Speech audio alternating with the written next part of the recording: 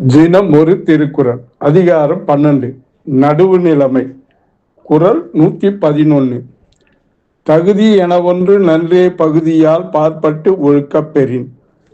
குறள் விளக்கம்.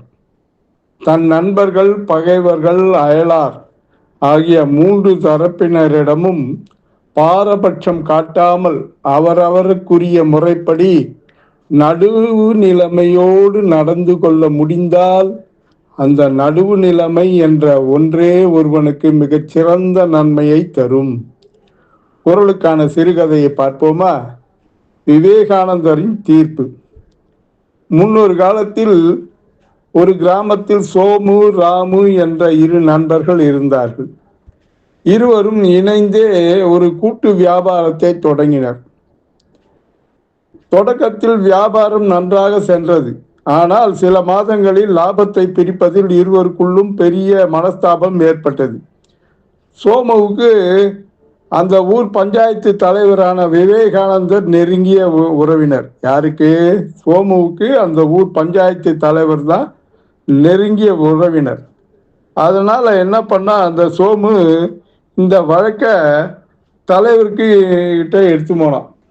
தலைவர்கிட்ட போனா அந்த வழக்கு நமக்கு சாதகமாக அமையும், தலைவர் நமக்கு சாதகமாக தீர்ப்பு சொல்வார் என்ற நம்பிக்கையில் இந்த வழக்கை அவரிடம் கொண்டு சென்றார். ராமுவோ தலைவர் சோமுவின் சொந்தக்காரர், நமக்கு நியாயம் கிடைக்காது என்று பயந்தபடியே பஞ்சாயத்துக்கு வந்தால் ராமு. பஞ்சாயத்து கூடியது. இருதரப்பு நியாயங்களையும் கணக்கு வழக்குகளையும் தலைவர் விவேகானந்தர் மிக உன்னிப்பாக கவனித்தார். கணக்குகளை ஆராய்ந்த போது சோமுதான் பேராசையினால் கணக்கில் முறைகேடு செய்து ராமுவை ஏமாற்ற பார்த்தான் என்பது தெளிவாக தெரிந்தது தலைவருக்கு. இப்போது விவேகானந்தருக்கு ஒரு தர்ம சங்கடம். சோமுவை தண்டித்தால் சொந்த பந்தங்களுக்குள் பகை ஏற்பட்டு விடுமே என்று பயந்தார்.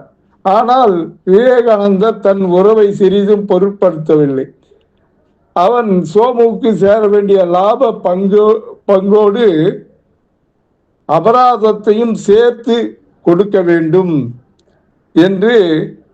என்றும் சோமு செய்தது தவறு என்றும் தீர்ப்பளித்தார் தலைவர். ராமு வியந்து போனான். சோமுவுக்கோ தன் உறவினரே தனக்கு எதிராக தீர்ப்பு வழங்கிவிட்டாரே என்று முதலில் கோபம் வந்தது. ஆனால் ஊர் மக்கள் அனைவரும் விவேகானந்தரின் நேர்மையை பாராட்டி அவரை நல்ல தலைவராக போற்றினர். காலம் செல்ல செல்ல சோமுவும் தன் தவறை உணர்ந்து தன் உறவினர் நடுவு நிலைமையோடு நடந்து கொண்டு தன் மானத்தை காப்பாற்றியதை எண்ணி பெருமைப்பட்டான். கதையின் நீதி என்னன்னா, தன் சொந்த பந்தம் என்று பார்க்காமல் பகைவன் நண்பன் என்ற பாகுபாடின்றி நடுவு நிலைமையோடு தீர்ப்பு வழங்கியதால் விவேகானந்தரின் மதிப்பும் புகழும் அந்த ஊரில் ஓங்கியது. அதைத்தான் தனது குறளில் தகுதி என ஒன்று நன்றே பகுதியால் பார்ப்பட்டு ஒழுக்கப் பெறின் என்று விளக்குகிறார் வள்ளுவர். மீண்டும் நாளை சந்திப்போமா? அன்புடன் எம் தணிகானந்தம், சேந்தமங்கலம். வணக்கம்.